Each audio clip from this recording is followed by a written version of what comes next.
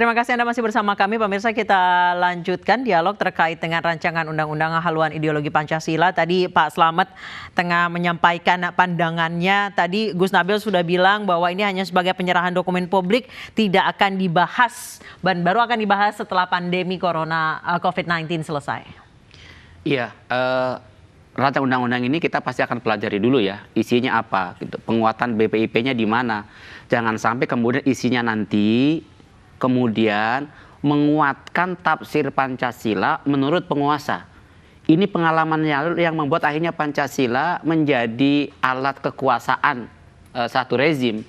Karena Pancasila ditafsirkan dengan tafsir penguasa, ya kan? Dulu Bung Karno menafsirkan Pancasila dengan tafsirnya, makanya muncullah Nasakom.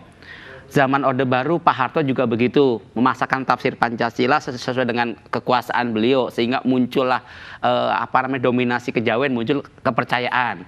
Nah sekarang jangan sampai kemudian Pancasila ditafsirkan dengan penguatan BPIP tadi menjadi sosial komunis, kan nggak boleh juga. Baik, makanya mesti dipelajari dulu nanti isinya apa. Saya langsung ke Gus Nabil, tanggapannya dikhawatirkan katanya sosial komunis. Silakan Gus.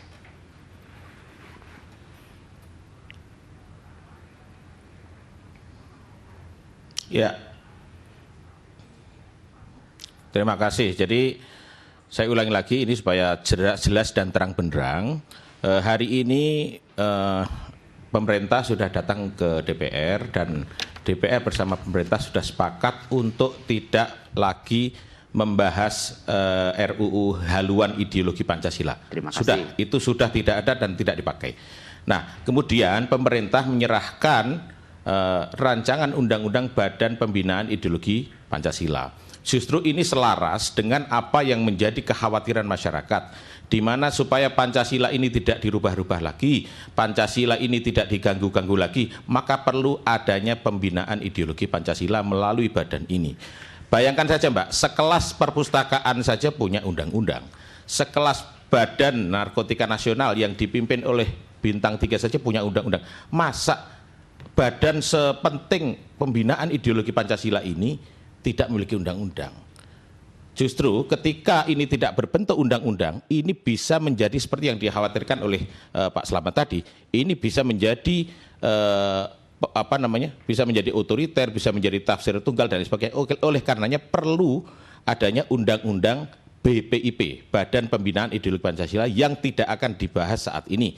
Nanti akan dibahas ketika pandemi COVID-19 sudah berlalu, begitu. Baik Pak Slamet. Dan soal komunisme dan lain sebagainya, saya pastikan tidak ada, karena dalam rancangan undang-undang BPIP ini mencantumkan TAP MPRS nomor 25 tahun 1966 dan TAP MPR nomor 1 tahun 2003 juga dicantumkan. Ada undang-undang anti terorisme di situ. Jadi sudah tidak boleh lagi ada yang namanya komunisme hidup di sini, kemudian transnasional dan lain sebagainya. Saya kader PDI Perjuangan, saya Muslim, saya nasionalis dan religius. Baik, silakan Pak Slamet. Nah itu jadi persoalan. Jadi pasti kita akan soroti betul, kita akan fokus, akan lihat rancangan undang-undang BPIP ini yang diajukan hari ini. Karena selama ini sepak terjang BPIP itu mengkhawatirkan kami semua. Apalagi sepak terjang ketuanya, komentar-komentarnya kan membuat kegaduhan, membuat umat tidak nyaman. Bahkan terakhir yang saya katakan tadi kan, agama sudah bersama Pancasila, ya kan? Kita khawatir justru nanti akan menjadi penguatan pemikiran dari ketuanya BPIP, ini yang mengkhawatirkan.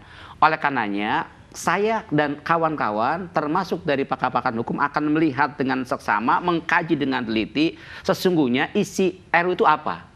Kalau ternyata isi RUU itu sama dengan HIP ataupun sebagian ada yang sama, menyangkut ideologi, menyangkut bangkitnya komunis, mencoba untuk merubah Pancasila. Ya kan kita belum baca, makanya kita akan pelajari dulu. Kalau isinya itu, kami pastikan umat akan turun, akan melawan. Baik, silakan Gus Nabil ditanggapi kecurigaan dari Pak Slamet Ma'arif.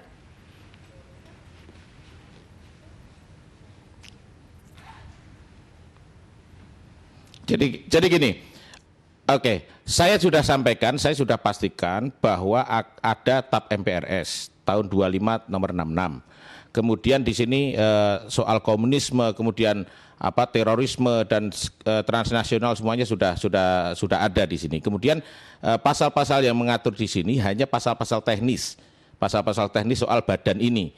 Jadi apa yang menjadi kekhawatiran ini, karena saya sudah membaca ya, saya bisa berkomentar. Pasal-pasalnya ini hanya pasal-pasal teknis yang mengatur Badan Pembinaan Ideologi Pancasila. Jadi nanti silahkan Pak Slamet baca dulu dan supaya Pak Slamet juga tahu seperti apa isinya. Saya sebagai seorang Muslim melihat pasal ini RUU ini sudah sangat bagus. Tapi dan sangat berbeda jauh dengan yang kemarin kita ributkan itu. Maaf, Anda sebagai seorang Muslim dengan rancangan undang-undang HIP kemarin merasa ada yang janggal nggak sih sebetulnya? Ya, halo, Anda kan Muslim nih. Kemarin ada yang memiliki inisiator rancangan undang-undang HIP kemarin. Begini, Anda sebetulnya hatinya nyaman nggak sebagai seorang Muslim? Halo. Iya, halo. Ini agak delay. Halo. Ya, halo.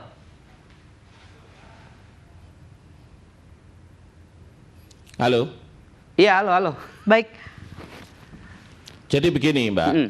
Ya, jadi begini, saya perlu tegaskan lagi bahwa rancangan undang-undang haluan ideologi Pancasila itu sudah tidak lagi ada, sudah tidak dibahas dan sudah tidak dipakai lagi. Dan saya sebagai seorang Muslim, ya, saya Nahdlatul Ulama, saya kader NU, dan sikap NU saya kira sudah jelas seperti apa. Dan saya kira ketika ini sudah tidak dipakai dan sudah tidak dibahas, tidak digunakan, ya ngapain diungkit-ungkit lagi?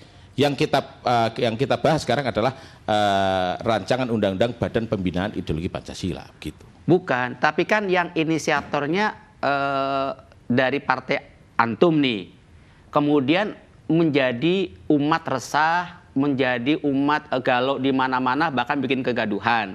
Kemudian kader antum yang membawa inisiator ini kemudian diberhentikan. Artinya ada indikasi inisiatornya bersalah, makanya diberhentikan dari jabatannya. Nah, antum sebagai seorang Muslim mestinya gentle juga dong.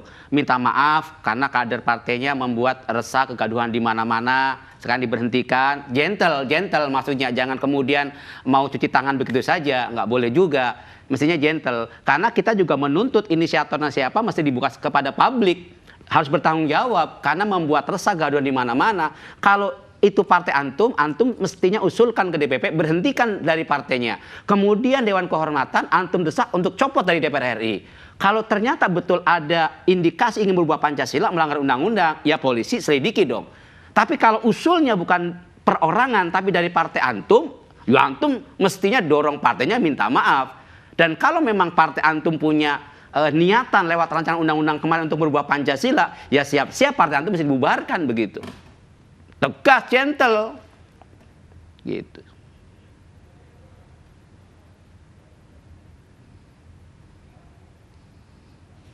Halo, Mbak. Halo, Mbak Anissa. Langsung saja, Pak. Silakan. Mbak Anissa. Ya, silakan, Pak.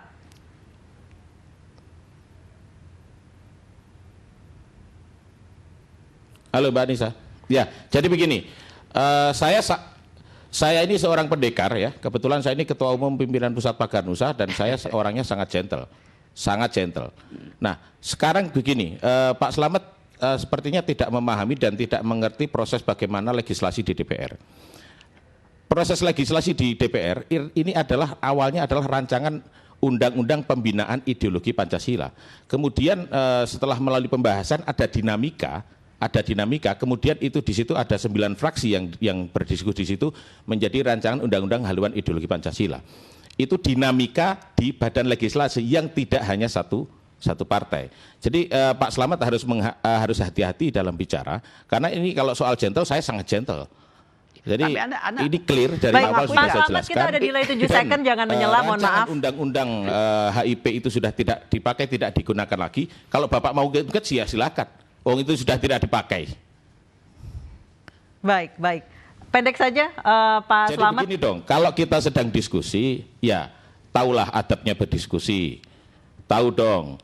Jadi sudah jelas, sudah tegas apa yang kemudian menjadi aspirasi masyarakat, sudah diakomodir semua, bahwa tidak ada lagi, tidak dipakai lagi rancangan undang-undang haluan ideologi Pancasila.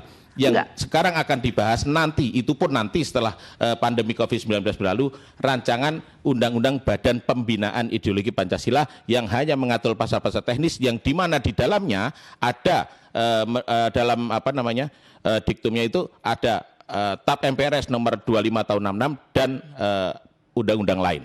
Baik, sudah diakomodir, jangan dipanas-panasin lagi gitu mungkin intinya. Tadi kan saya cuma bertanya apakah antum mau mengakui kalau memang inisiatornya kader dari PDI Perjuangan. Kan saya bilang begitu.